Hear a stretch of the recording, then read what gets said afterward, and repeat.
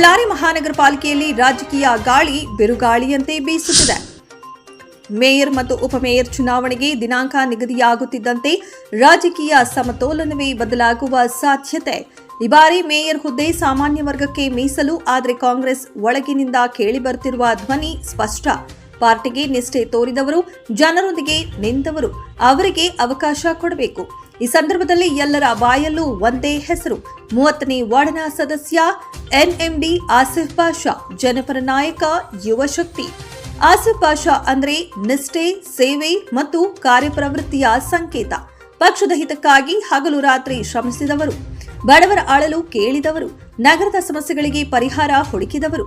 ಅವರು ಕಟ್ಟಿದ rise of humanity trust, ಹಸಿದವರಿಗೆ ಅನ್ನ, ವಿದ್ಯಾರ್ಥಿಗಳಿಗೆ ಸಹಾಯ, ಪರಿಸರದ ಸಂರಕ್ಷಣೆ ಮತ್ತು ಯುವಕರಿಗೆ ಪ್ರೇರಣೆ. ಈ ಎಲ್ಲಾ ಕಾರ್ಯಗಳಿಂದ ಅವರು ಬಳ್ಳಾರಿಯಲ್ಲೇ ಹೊಸ ರಾಜಕೀಯ ಮಾದರಿ ನಿರ್ಮಿಸಿದ್ದಾರೆ.